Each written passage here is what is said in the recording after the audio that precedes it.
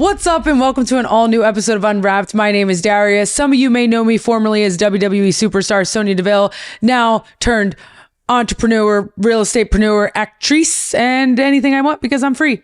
And I am her wife, Toni, and I am trying so hard to be a chicken mama, but most of my chickens got eaten by bears, and the 25 eggs I have laying currently in the chicken coop are not turning into chicks. I don't know. So here we are. And one of your ducks got murdered. Your ducklings got murdered. Is a baby duck a duckling?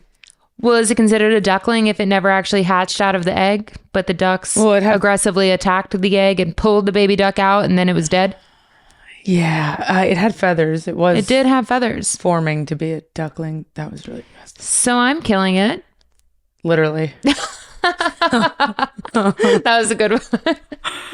In other news, we opened our pool this last week and it's a cold plunge. I refuse to put the heater on because we have an electric heater for the pool, which is great, but it's May and like to heat the pool right now, it would be like thousands of dollars a month. So the kids are currently cold plunging, but unfazed until we found an army of, what are they called? Salamanders. Guys, we found a redback salamanders. Legitimate army of redback salamanders everywhere in the pool. Babe, there was like literally 500. I know. And so, all around the pool. And it was like, you don't notice them until you notice one. And then you're like, wait, there's another. Oh my God, they're everywhere. They look like a pencil with legs. Like they're really, really skinny. So when you look in the pool, you could think it's like a leaf or like a branch or something.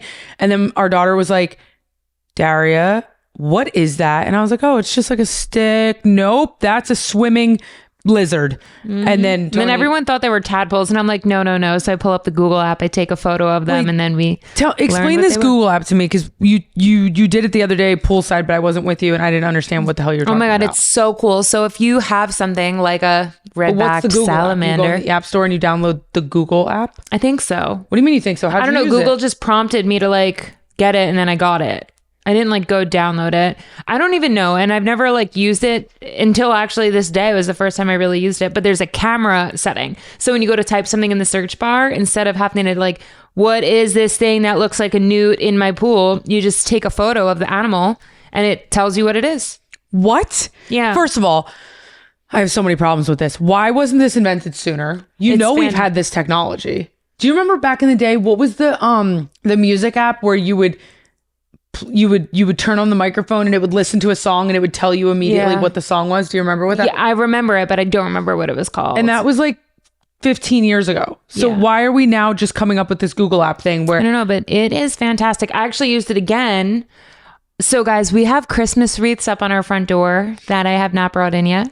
And last week I was like, ooh, I really should bring those in now that the pool is open. Yeah. So I went to grab them off and we thought a bat was living under our front porch area. So like every time we went in and out of the door, like something would fly past you real fast. And I assumed it was a bat. A bat in the night. Yep. But actually what it was a little bird living in the wreath that created an entire nest that now has 6 eggs in this nest in the little pocket of the Christmas wreath hanging on the front door. I feel like I'm in Snow White. And maybe it's fresh in my mind because we just went and watched the new Snow White movie in theaters. But I feel like I am Snow White. It's just animals everywhere. Against my will. Yeah. Okay. I want to make that clear. It's the 2 dogs. It's the chickens. The chicks ducks. that no. The chicks that haven't hatched yet. The ducks that are soon to be born. Oh, and the birds living in my Christmas wreath on my front doorstep with the 10 eggs that it laid in the wreath. Mm-hmm. Yeah. So my point was I used raccoons, foxes, coyote, tadpoles in my pool, deer. This is ridiculous. We have a whole zoo in our driveway every single night when we go to sleep. It literally is Snow White. I didn't sign up for this. You did. Literally, you signed the paper. No, I did. I really should have read the fine print. So with that being said, 2 things. I can't now take my Christmas wreath down. I have to leave it at the front door until the baby birds hatch. They're golden finches, which I learned from taking a photo of the eggs on the Google app. It's actually, wow, that app is so... It just blows my mind that it wasn't around sooner, is the part that annoys me about it. But that's genius. But before we get into the meat and bones of our episode, which we're really excited to talk to you guys about. We just want to remind you that the best way you can support us is right here on YouTube. Like, subscribe, so you guys can get notifications turned on when we drop a new episode or maybe a random video in the middle of the week. Also, you can head over to our Patreon account where we do bonus exclusive episodes every single week. We post 2 episodes just for our Patreon subscribers. The same quality, the same effort goes into it. Toni and I sit here and we chop it up just for you guys. And it's $8 a month, guys. So click the link below, go subscribe to Patreon if you want a little extra with us. Also, with that, you get a community chat and you get a live Q&A with us every single month and much, much more. We do exclusive photo shoots on there and all kinds of other fun stuff. We love you guys and thank you for your continued support. Now, I think we have to talk about the elephant in the room. What happened this weekend? The WWE releases. Now, this is the first batch of releases since I got released, 3 months ago now in February? Yeah. This one hit a little close to home because a few of my good friends were released, but also it felt like a lot of people were released with, it's always the case, right? Like they release people and you're like, sometimes you're like, why? They had so much potential. But this group really felt like that. And we're going to go through them and kind of give you our take on it. Toni, we're going to go through the ones that maybe Toni knows personally, or has met, or is familiar with, because she's obviously been around this world for the last few years. Yeah. But it's so crazy to me because it's like a couple of the people on this list were fired by Vince back in 2021, 2022, and then rehired by Triple H when he took over, to then be fired again. That's like the mind-blowing part to me, because like it's one thing if you get fired from a company, it's almost worse to get rehired and then fired again. It's like, we decided we really, really don't want you. And that to me is shitty. Or maybe it was other, I mean, what do you think the reasons could be for that? Well, it's weird. And now that I'm thinking about it more, this is not the first time that it's somebody Triple H brought back and then very soon after, like within a couple of years, let go again. That's like been a trend of his, no? Well, no, it was a trend that Vince fired a group of people that Triple H brought back. That's what I'm saying. But then to get refired, it's kind of new. It's no, there were definitely other people, like last summer I'm talking about, because I remember you saying like Triple H brought him back and then let him go again. There might you guys can fact check us. Yeah, but the two that really stand out to me is Dakota Kai. Yeah. She was let go. Triple H brought her back, was high on her seemingly. She was doing great. She was in one of the biggest female factions of the last decade, Damage Control, really kind of reinventing herself. Also a girl that's dealt with multiple injuries, come back from the injuries looking better in the ring than before she got injured, which I can attest to is a very difficult thing to do. So I give her a lot of credit for that. And I'm kind of like, why? The Dakota, there's 2 people that shocked me the most, and it's probably because they're the 2 people I know the most. I think, to be honest, I don't know a lot of people on that list, but I am wild shocked by them, especially because I feel... Who's the other one? Shayna, sorry. Oh, yeah, okay. But I feel like Dakota's been making such a imprint recently. Like she was in the... Guys, I'm not like the biggest... Like, I don't keep up with the... Right. But I know she was, like, in the title run and, like, no one really knew who was going to win, her or Lyra, right up until, like, the last minute. And, like, I even remember saying to you in advance, like, I feel like it's got to be Dakota because she's just become such a impactful character that people love. Yeah. And even the group she was, like, in and then took over, kind of, and was, like, the leader of it. I felt like she had such a good... character. Well, because it was for when they announced the Intercontinental Championship, Dakota and Lyra were in the finals, and it was to the people backstage, to the fans watching, to everyone across the board. It was kind of a toss up. It was very 50-50. No one knew who it was going to be, and that's rare to set this up. Like, I'm sure a lot of you watch wrestling, but like, you kind of can always have an idea of who's going to walk away with the title when you're getting to a match like that. You know, you could assume. But like in this situation, it was very 50-50. I was like, oh, it could go either way. Lyra's, you know, the new hot rising star. She's made such an impact already. She's great in the ring. She's actually really good on the mic too. Amazing character. But then you have Dakota, more of the veteran in the situation, but just reinvented herself really, had such a good look. But it like seemed like it was her time. It seemed like it was her time. And something indicative of these new titles to me was it seemed like when Chelsea won the US title, it seemed to me like they were kind of using the title as a way to reward the people that aren't yet at the top of the card, but that have worked and worked and worked to earn that spot and still have recognition before ascending to, you know, to wrestle for the main titles. And so I thought it was great when Chelsea won the US title. We were so excited for her. She's so talented, and she's really made it clear this last year, like, who the hell she really is and what she's capable of. And she's just hysterical. Well, she's the funniest person ever. Oh my God. Me and Tony love Chelsea. But anyway, it seemed like the same kind of trajectory was going for Dakota, and it made sense that Lyra won it, but still to then release. Would have made just as much sense for Dakota win it too. Right. Both made sense. But to go from that high to then getting released so randomly. That's what I hate. It doesn't make any, she still, I think, was untapped potential. Yeah, I think so too. But you know, what's funny is the second she got released, her name was one of the ones circulating in the dirt sheets very quickly. Like, other wrestling companies have interest in Dakota Kai. Like, she's, in my opinion, I see her going to an AEW. I see her going to a TNA, and not just existing there, but being the top of the division. Well, was she a wrestler like before WWE? Yes. Okay. Yeah, I think she's going to have no issues, no problems. We wish her the best of luck, and I think she's great. Shayna being a surprising one for us, because when you talk about a women's division and you talk about diversity and everyone kind of being able to bring something a little bit different to the table, there's no one in professional wrestling, I'm sorry, on the women's side that brings to the table what Shayna does. It's a flavor, it's a thing, and it's so unique. And what she was able to do with it was obviously working, because she was a 2-time NXT Women's Champion, one of the longest ever reigning NXT Women's Champions, I believe, 2-time tag champ on the main roster. Like, she's a killer. They like needed to use her as though like the killer, like, yeah, and they weren't 100%. For like the whole last year. I don't know anything like before that. Well, but it's the same thing I said on the last podcast I did when they were asking me about like PFC, and I was very honest with the fact that like there's only one way PFC should have been booked, and the same goes for Shayna Baszler. Yeah. Shayna Baszler needs to be booked as a killer, and when booked properly as a killer, she's a killer. And like, there's nobody else there that can fill that void. No. That gap. Yeah. No. Like, I would think Rhea, but she's a good guy now, right? She's a babyface now. It doesn't even matter if Rhea's babyface or heel. But I'm saying there's nobody that like has that like, but even like persona of like just fucking tough. Like, Shayna and Rhea though even are so different. Agreed. But I'm just saying, like, I look at Rhea as being like the big muscular tough. Yeah. And like, who else? No one in Shayna's bracket. Yeah. No one that can do it the way that Shayna can. And even we've seen her crossover in Bloodsport, which is, kind of wrestling meets shoot fighting MMA organization ran by Josh Barnett, who is Shayna's longtime coach and friend.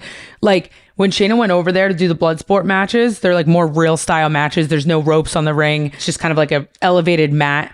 And you kind of are really fighting, but also working together. Wait, you can fall off? Yeah, you can fall off. What? Yeah. That sounds like a game in Mario. Yeah, it kind of does. Right? Yeah. Like when you're trying to like beat Bowser. Yeah. That's kind of what it is. Fall off the side. Well, Shayna went over there and did a couple matches during her time in WWE. WWE started letting people go do Bloodsport matches. Natty had I saw one. Natty just did it, right? Yeah. Like a couple other people went over there, Karrion Kross, I think.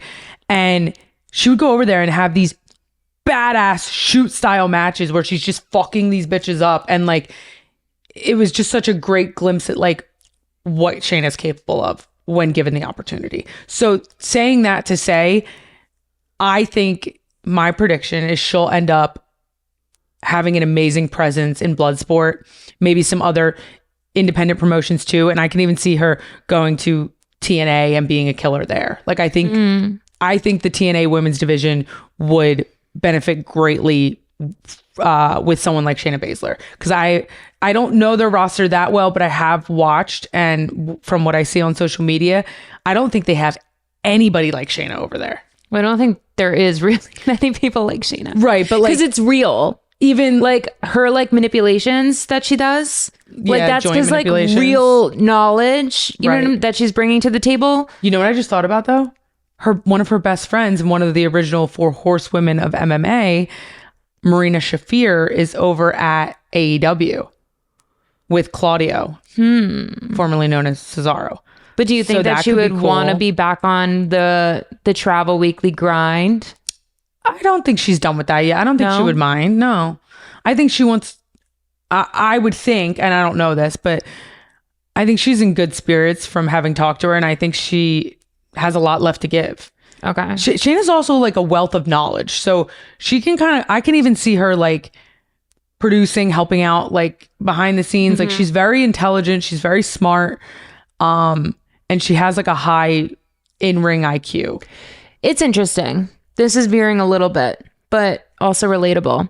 I feel like when people get released, it's one of two things. It's either the character just isn't it and like it's time to go, or you really have an amazing character that would have been so good, but they're booking you wrong. Well, yeah, because that's the thing about pro wrestling is like at the end of the day, we all know that most people, not all people, most people with the machine behind them, the company behind them would thrive in some way, shape, or form. But if you don't have that machine behind you, your options are, we've seen it happen. I will give an example to play devil's advocate of Chelsea Green. The machine was not behind Chelsea Green a year ago. She created a spot for herself and made herself so undeniable that I think in my mind, they were finally like, all right, give this girl a freaking shot. She's trending on social media. She's posting hilarious videos. She's getting great engagement. Like the fans seem to really like it. Let's just give her a shot, see what happens. And then she became the first ever US Women's Champion and did an amazing job with that title run. So that's me playing devil's advocate. There is people who have straight up created their own, and there's more than just Chelsea Green. But yes, it certainly helps when you haven't kind of gotten your takeoff moment yet, that the company's behind you and they want to see that happen and they push for it. Yeah. They put you in situations to thrive instead of, catering. Yeah. Okay, this is another one that was shocking to me. I know you don't know her that well, but I think you may have met her in passing. Have you ever met Cora Jade? No. You know who she is, though. She's good friends with Mandy and Indy. And you've met Indy, obviously. I found this one extremely surprising for so many reasons. First and foremost, this is a girl who dropped out of high school when she was 15 years old to pursue professional wrestling. Okay. We've seen pictures of her when she was like 15 meeting CM Punk at a meet and greet. Like we're talking die-hard wrestling fan, amazing look, so unique, kind of has that AJ Lee style that we don't really have right now. Great wrestler, great in ring, good on the mic, good character work. Like she kind of had it all and she's 24 years old, which brings me to this. Tell me what you think of this. TKO rumored, I don't know if this was a direct quote, but apparently they said this batch of releases was due to two major factors, age and salaries. But she doesn't fall into that. She doesn't fall into that. She's young. But I think it also is a case by that could be majority, but then they could have thrown her in for a different reason. Maybe that may have been the case for majority of the people on the list, but that is certainly not the case for Cora Jade. I think I'm so confused by it. She was doing stuff in TNA because TNA now has this deal with WWE and there's like some crossover and they were sending her over there to do some stuff. Last I've seen, she was on NXT TV still. So then what do you think it is? With her, I don't know. I don't know. I don't know. She did. She went on social media and she kind of, wrote a nice message saying, this isn't the end. This is just my new beginning. Talking about, obviously, this isn't the end for her. She's 24 years old. This is what she's always wanted to do. I can definitely see her going to AEW or TNA, rather. Yeah. She's already done work at TNA, so I'm sure she's friendly with some of the people over there and making a big impact. But it's so funny because it's like, I would have pegged her as being perfect for WWE main roster. I wonder if it's one of those things where just wrong time. I could see her going and blowing up on the independent scene and then getting re-signed. So was she signed to NXT before she was on the indies? No. What? She was on the indies and then kind of like got scouted. Like how did she get to WWE in the first place? She wrestled on the indies and got scouted and got to NXT. Okay. Just like the traditional path in my knowledge. Was she ever on main roster? No. That's so weird. But she was ready. Like she was at the point where it was like, well, they just brought in her, like her best friend, Roxanne Perez. Like they were kind of at the same starting point in the same level. Like it would have made sense in my mind to bring up Roxanne, bring up Cora shortly thereafter. Yeah. And they just hadn't yet. So I don't know what it is. And maybe she's happy. I know she did allude to some stuff on social media about like body shaming and stuff like that. So she said something along the lines of, I have a lot to say. Don't worry, I'm going to say it. So I wonder if more is going to come out between now and the next few months when her 3-month non-compete. I don't know if they have a 90-day non-compete. I heard NXT has a 30-day non-compete. So whatever, in the coming months, when she's no longer under that non-compete, I wonder if she'll have more to say. Also, we were talking about this morning. Did you see what Indy said to Cora? What'd she say? Indy said, I only want to be your fan. And Cora responded back to her saying, stay tuned, honey. Okay, so maybe some alluding to starting an OnlyFans account. That's pure speculation, but that's kind of what it seems like they're... Which, listen, we have friends that have done very, very well post WWE transferring over to OnlyFans. So good for her. Well, to be fair, 24 years old, you already built this like diehard following, like no kids, no relationship. Like, yes, you should. Yeah, go more power to you. Yeah, that's your route. While also pursuing other things but like, well, yeah, because she absolutely. Still, I'm pretty sure you can still go to AEW and TNA, and I don't think they have like an no OnlyFans policy like WWE does. Yeah, so I think she's kind of free to do all her things. You go, girl. I don't know. I look at people that don't have kids and have a big following, like... Get your bag. Yeah.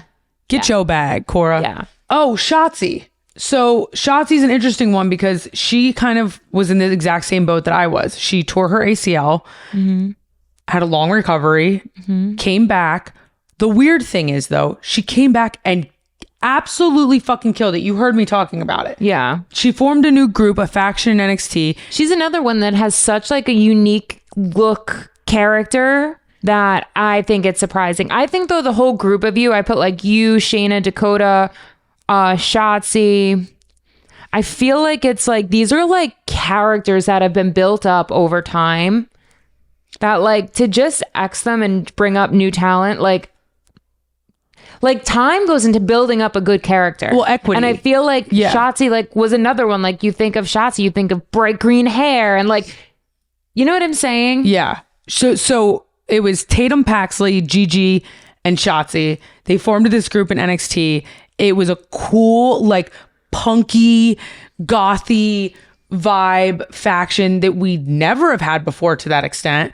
They were so cool. They had such a cool entrance. And I watched their match highlights and it was great. They were doing great. How long has Shotzi been there? So Shotzi's had a very tumultuous journey to WWE, and that's like kind of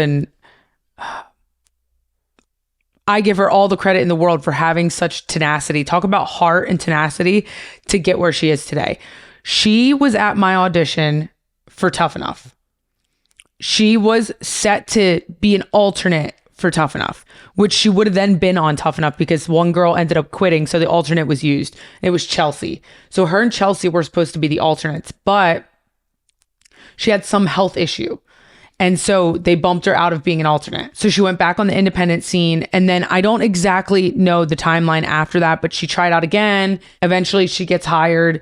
She's probably been in the company. If I was there like 9.5 years, I want to say Shotzi was probably there like 5.5, 6. Like she was there a good amount of time. And she was cool. She was different. They had put her in some big pay-per-view matches over the past few years. Remember they did that whole bit. I loved it. I look like big, like impactful stuff. Remember when she shaved her head? Yeah. She like went crazy in that one scene. Well, that would have been a great, and I think she was public about this, but you know, her sister was suffering with an illness and had to shave her head or lose her hair.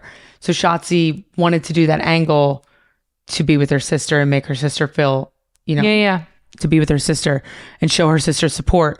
And so I thought that was so fucking cool. And that, again, that's what I mean by if the machine gets behind you. Because that was a perfect moment where had they got behind crazy Shotzi with the shaved head and booked the shit out of her to it's like, that's the whole thing. It's like they give you this one little baby like moment, but then they just drop it and like never go back to it. It like like when you weren't GM anymore.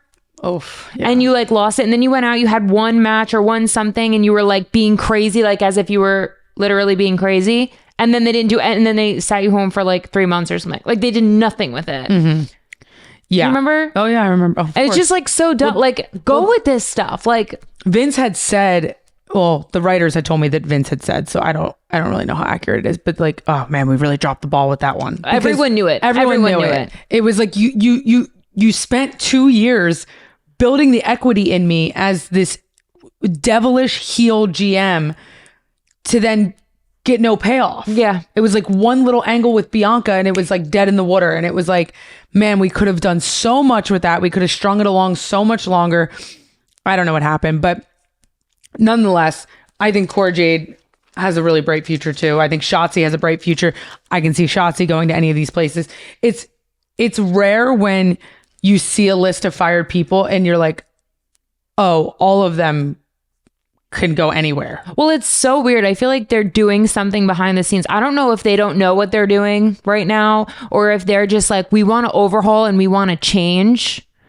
I don't know what it is, but the names that are on the list, like when there have been releases in the past, like obviously we always like stayed up with, you would like stay up to date, like, oh, all these people just got released today. Like, I don't know a lot about wrestling or wrestlers in general. I only know obviously like the people that are predominantly in my face, but like lately it's been so bizarre to me with who they're letting go. And that was my point. Like, are they not sure what they're doing? So they're just pulling the trigger quick and not baby, fully they're thinking? More sure than ever. Don't underestimate the conglomerate of TKO and WWE. They know what they're doing. I feel like they're trying to do an overhaul a little bit. Like you're letting go so many really predominant names that it just doesn't like... Well, maybe like even indie, like they're just so random. I feel like. Well, maybe it is a little bit of what you said, like out with the old, in with the new, and they're trying to kind of clean slate it. But like Cora Jade was brand new; she wasn't even at main roster yet, and she's killing it in NXT. Like, yeah, that's one that doesn't make that much sense to me either. I don't know. They said age and salaries, so let's talk about like the salary curse because I've heard this for years, and like it's true and it's not true. What they say is like when you go in for negotiations for your contract, you can ask for a lot, but it's kind of a blessing and a curse because if you get it, then when they go to do cuts, you're in a certain category of, well, they're paid $2 million. This person's paid $300. We can keep the person that's paid $300 and give them another year to see if they can do what we think they can do. But the person that's $2 million that's not living up to their worth, they gotta go. You're kind of like on the cut list automatically. But that's true and that's not true because at the end of the day, that's all about delivering and what they want. Like if you're what they want and they have no problem paying you $2 million. You know what I mean? Yeah. If you're bringing in merch sales and you're heavily televised and being booked as such, like they're going to keep you. So it's like, it's true and it's not true because I could name ones on that list that weren't paid a ton. You know what I mean? And they still just let them go. Yeah. Right. So it's like, that's kind of like a double-edged sword. And age, then even if, who said this? TKO? So that's like the people inside, like the insiders said that, which is interesting. But I also feel like with the age thing, I feel like that just kind of goes hand in hand with saying it wasn't just the inside, it was the people making the decisions. Yeah, I didn't realize. I thought maybe like another company said that, like, well, it was speculating like it was whatever. Speculation, but I think it was like said, yeah. It was their reasoning. Well, that goes along with the whole thing, like out with the old, in with the new. Like, yeah, they're trying to like, I don't know. It'll be interesting. Yeah. I'm excited for some of my friends because I think that sitting in catering for 4 or 5 months can be so bad on your mental health and your self-worth when you're in this industry that getting released and being able to fly free like a bird again and go show the world who the fuck you are and what you're made of is almost better sometimes. Mm-hmm. So I'm excited to see what they do next. I think we're going to have maybe someone who's friends with us on this podcast soon, so stay tuned for that. But you know what's really funny? The whole time we were sitting here talking about like their statements post-release, it kept reminding me of something. And I don't know if you probably did watch the whole video. What? But did you see the video that Gypsy Rose just posted yesterday to her old boy? What was her boyfriend or husband?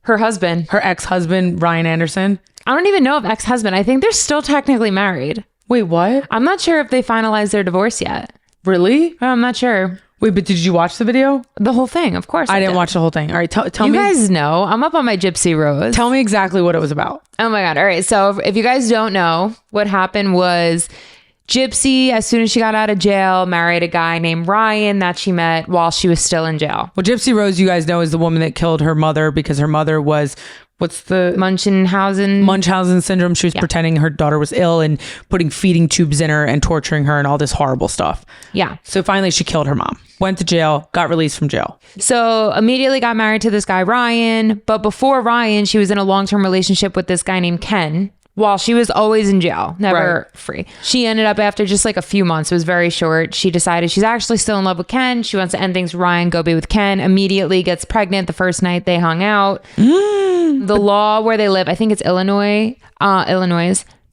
is when you have a baby and you're married, Illinois? I thought it was like Mississippi.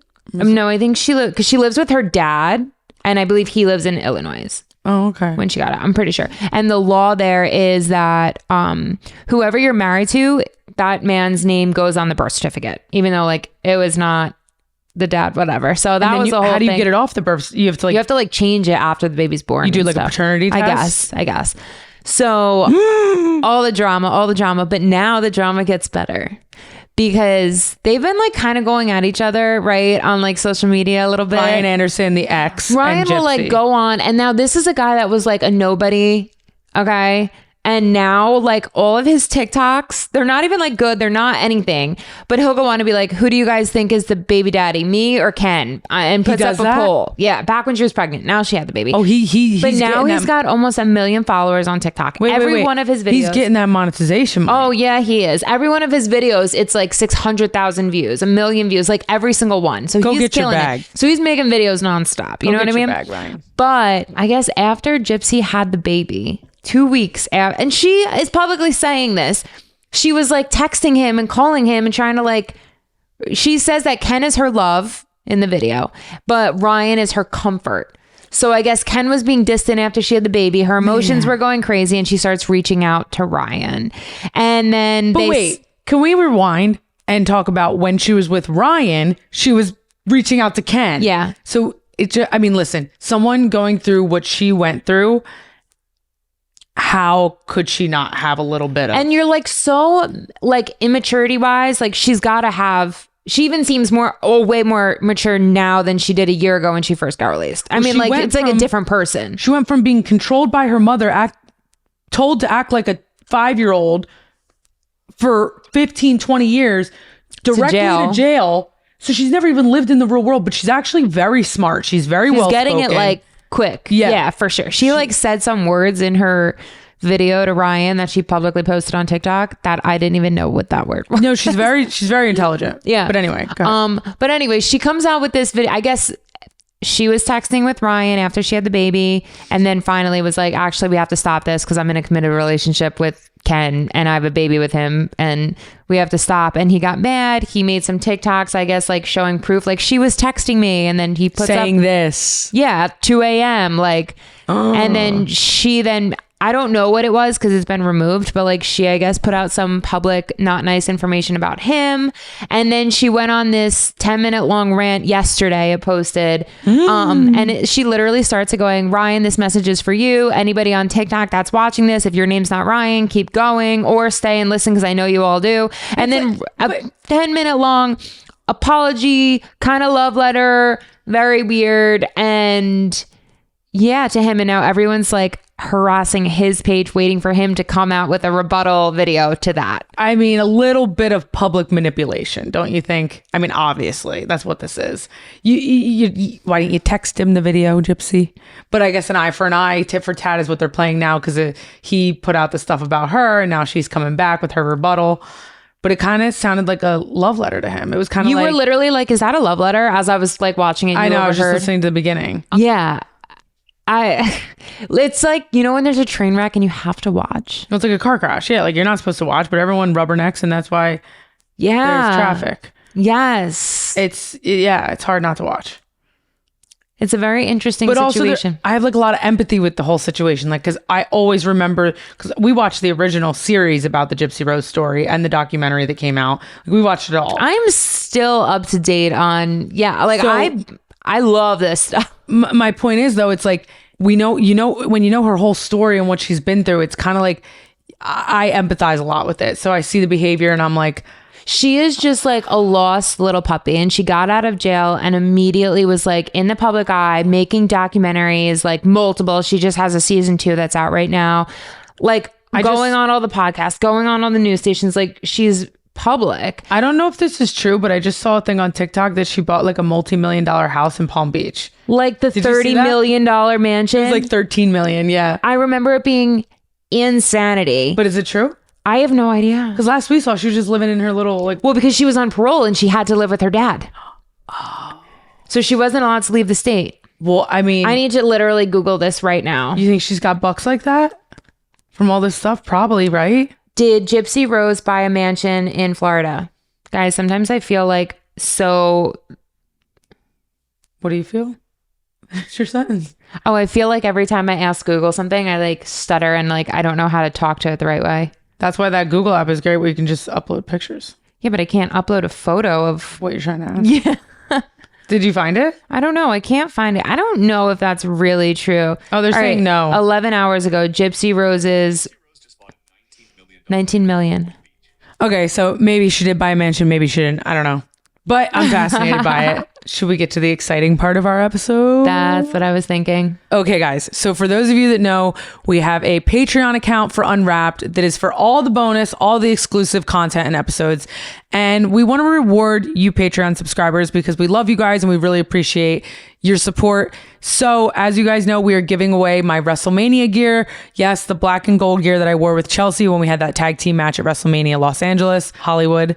And I'm really excited. We wrote all of your names. Babe, you have the bowl? Yep. We wrote all of your names in a bowl and we're going to pick a winner and maybe 2 winners. The first winner is going to be the winner of the WrestleMania gear. DM me on Patreon, guys, if you are the winner, and we'll get your mailing info and we'll get the gear out to you, signed, whatever you want. Should we do a little drum roll? Let's do it.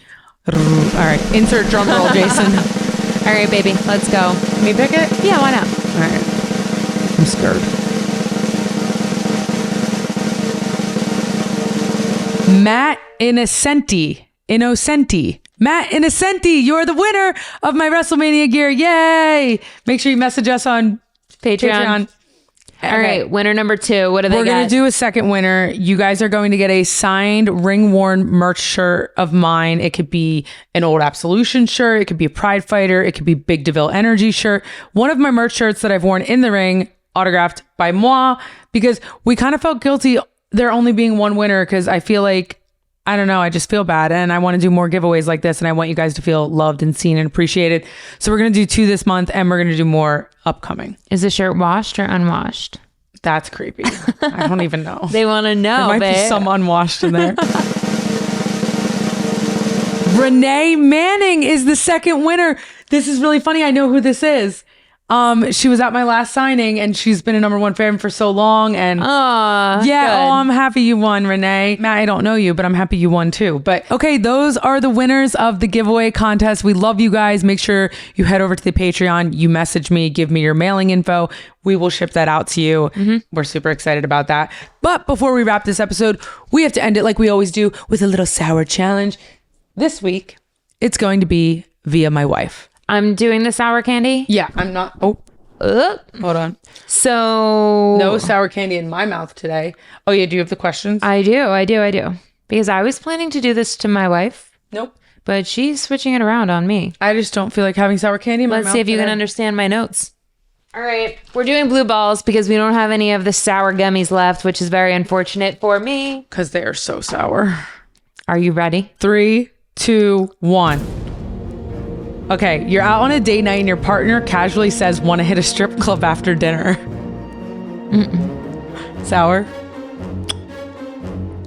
Gotta go. Your partner says their ex wants to be friends again and meet up for coffee to catch up.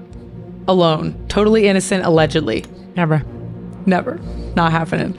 Your partner wants to start an OnlyFans. Yeah. If it's me. Mm-hmm. Your ex is dating your best friend.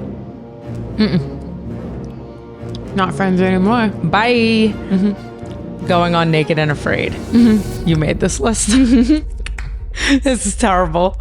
Nope. They ain't gonna be single like a Pringle. How's that sour candy? Did you get to sweet yet? Babe, your eyes are watering. You know how they say you're more sensitive when you're PMSing? So normally I can handle these like really well. But you still have it in your mouth. I almost cried when you were talking about Shotzi. I had cramps. I'm definitely PMSing. And we got our hair extensions done yesterday. My head was killed. I was in so much pain. And she was like, oh, it hurts more when you're PMSing. It's true. The blue ball was more sour. It was more sour. Because I'm PMSing. Terrible. You still did it though. Is it sweet yet? Yeah, it's sweet now. Oh. I'm good. Sour, then sweet, then gone. Not this big thing. This is here for a long time. Sour forever. Guys, thank you for joining us on another episode of Unwrapped. I'm Daria. And I'm Toni. I'm going to go check on my little baby eggs and see if anything hatched. Her chicks to be. God bless. We love you guys and we'll see you soon. Bye.